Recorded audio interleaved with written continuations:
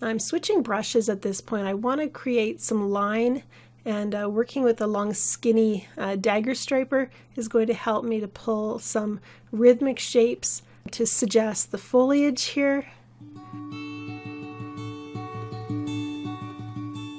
Hi, I'm Angela Fehr. Our prompt for World Watercolor Month today is the word fast. In watercolor, we often find that there is a need for speed because the paint can dry very quickly. And so we often feel rushed or urgent about our painting process. However, this is not the best way to produce a great painting. We tend to dance on the edge of speed and control.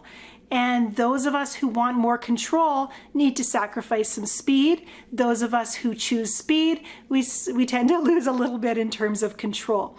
And finding your sweet spot is a part of this process of discovering your style and understanding the creative process. And I want to apologize to those of you who took classes with me when I was first teaching watercolor, because I would often add to this feeling of panic or urgency by encouraging you to paint quickly.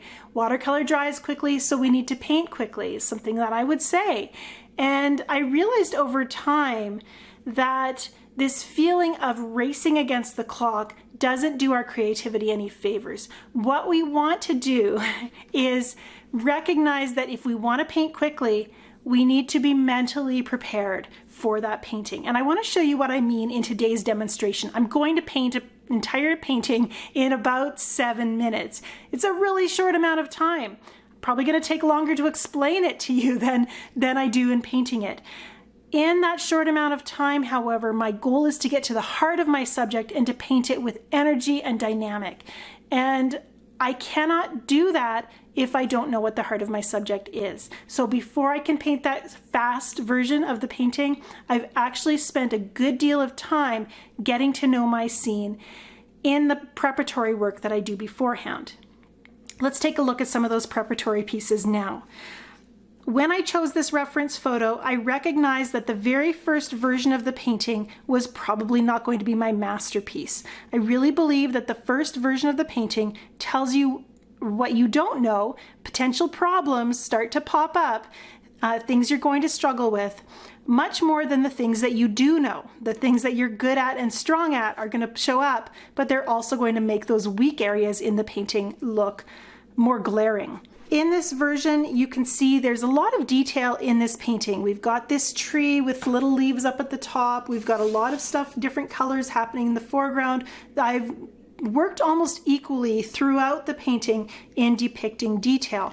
And so this painting felt like a competent depiction of the reference photo, but it didn't feel like me. It didn't feel like it had the impact that I wanted to share. It's a painting of a photo and not more than that. So I wanted to get a little closer to the heart of my subject so I can share more of the emotion that I feel when I was on that location, taking that photograph, drinking in the beauty of the Rocky Mountains. So we went to another version, and this version, very similar in many ways to this version, but it's also has minor changes that help me to simplify a bit more. Another thing that I was working on in this one was I was having some fun playing with this brush. It's this cute little flat brush that creates these comb-like marks in my painting. I'll link it up in the description below the video.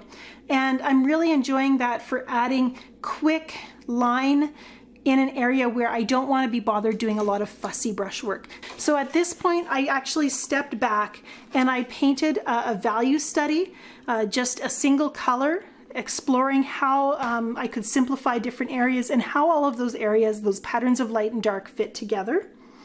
And I also did kind of this line drawing version where I took the reference photo on my tablet and I actually just traced the outlines of that photo. And I did it actually twice. I did this version here on this transparency sheet as well. I don't even know why I did it twice. This version has a little bit more detail. It's got the tree in here. This version, I actually took out the tree and I created just this is all one mass. With that in mind, I went in to do some versions where I simplified even more. One option that I tried was to zoom in. Basically, I took this area and painted just that part of the scene, and you can see how suddenly that changes the story of the painting a little bit more. This one again was a really great exploration and a reminder that I should simplify and get closer to the heart of what I wanted to say. I loved the way my eye was drawn into the painting to this area, and so exploring how I could paint just that area was very freeing and enjoyable for me, and a reminder that every painting has infinite variations.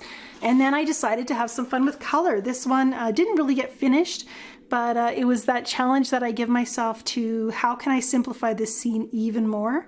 And fun is really where I learned the most. And you can see these two versions where I was getting very bold with color, feeling that permission to do whatever I wanted and whatever felt the most exciting for my painting. I'm really pushing those strong darks and those very nice pure saturations of color. So think about these paintings and this progression as we go into today's demonstration. I want you to see that it's the knowledge that I have here that helps me paint confidently and quickly. I like to call it thinking slow, painting fast.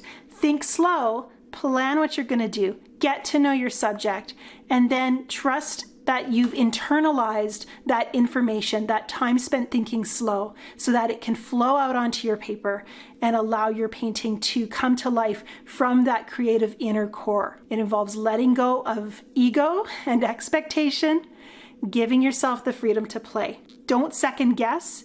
Don't question those brush strokes. You'll notice in this demo, I don't spend time trying to undo things that I've done. I just keep building on each brush stroke as I paint. Let's go paint something quickly. Grab some of your favorite colors. Choose a subject that you know well and can feel confident to tackle. We're going to paint it quickly today. Because I've already painted this several times, I'm in a position to paint it quickly now. And painting it quickly helps me edit and get to the heart of my scene. I'm starting with some palette dirt, kind of muted blues, to just suggest that mountain shape. And I'm using a flat brush. It's something I've been enjoying using lately, as it makes those beautiful large broad strokes. I've also pulled out some new colors. Jadeite Genuine, which is, I'm new enough to that I still don't really know what it's going to do, and that adds a level of excitement to my painting. Another color I'm trying that's quite new is Phthalo Blue Turquoise from Daniel Smith. It's just a slightly more turquoise shade of phthalo blue, a slightly bluer shade of phthalo turquoise. So if you have either of those in your palette, you can try those. I like the phthalo blues because they're really bright and vivid, and they are beautiful to mix to create greens. Really to mix to make almost anything. They make great violets too. Those are on hold right now though. I'm going back into my palette dirt, a little bit of a blue-violet hue to create that very quick, intuitive shape of the river. And also the rocks are going to get positioned right now, those big dark shapes. I'm placing my strong darks to help me know where the river is going to flow, and then immediately seamlessly working into those rich, beautiful turquoises of the river. All of this is first and foremost about energy, about getting to the heart of the scene and creating with actually quick strokes and strokes that are similar to each other. Even whether I'm painting rocks or river, I'm keeping the same kinds of movements, and the same with my trees. That jadeite's going on, and look how beautiful and rich and dark green that is.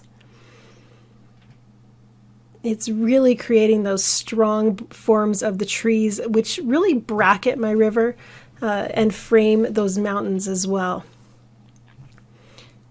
When I'm painting a landscape, I try not just to think about the objects I'm painting, but I'm trying to think about the role they play.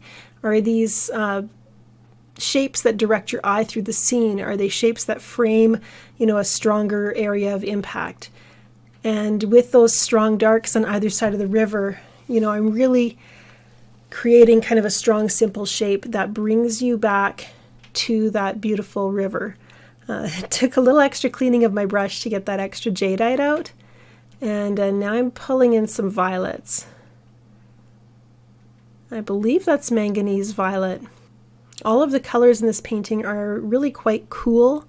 Blues, turquoises, even my violet is definitely a cooler hue. I'm switching brushes at this point. I want to create some line, and working with a long skinny dagger striper is going to help me to pull some rhythmic shapes to suggest the foliage here. Just whipping back and forth in kind of a twiggy way, and also the motion of the water itself.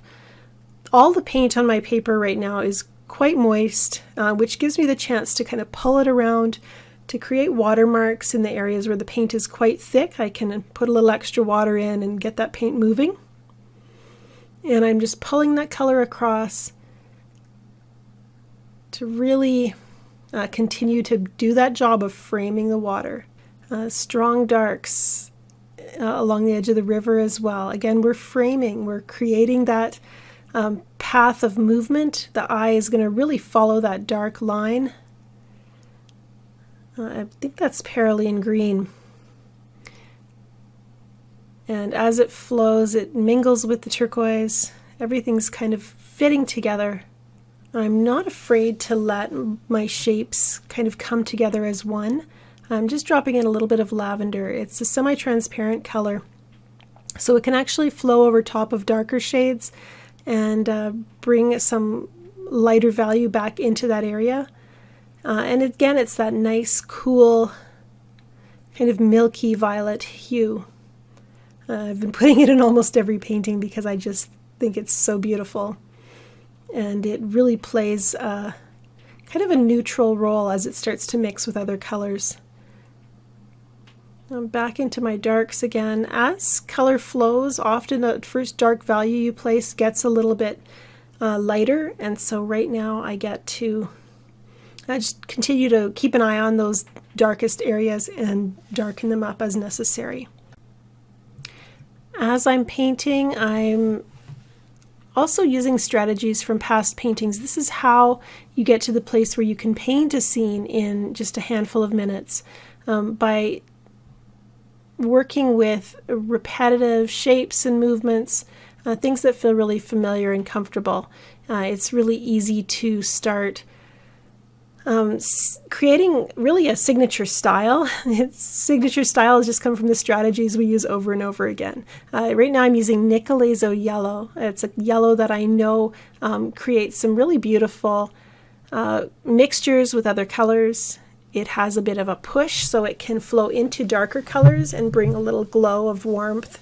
And it's my first introduction of a warm color into the painting. I'm really at the place where I'm wanting to kind of add those finishing details that can allow me to call this painting finished.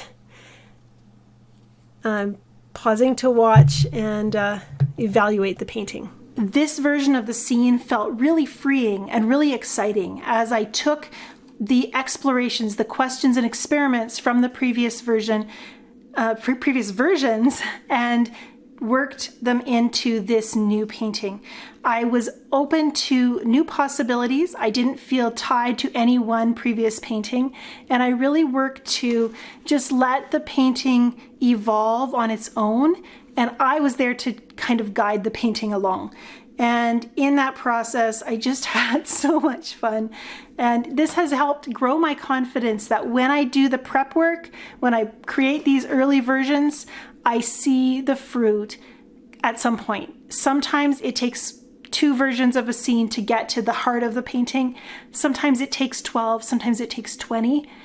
The willingness to always be open to play, to pause and reflect, and then leap in and paint, and trust your instincts, these all pay off in helping me to create my own heart-led content from my reference photos in my paintings. It's been such a great way to grow. If you're not taking time to paint from instinct and be playful, I encourage you to try it today.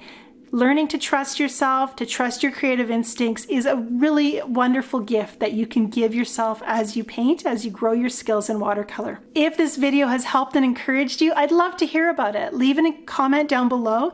Tell me how you bring instinctive painting into your own painting journey. Also, this is a World Watercolor Month video, and I'd love to see your paintings posted on social media with the hashtag World Watercolor Month as we create this worldwide movement full of color and love for this beautiful medium. I have mountains of online lessons and watercolor content in my online school, the Fearless Artist Community, which you can find at learn.angelafehr.com. I would love for you to join this community. We are all about helping you to love your watercolor journey so that you can become your own favorite artist. I'm Angela Fehr. Thanks for watching. See you next time.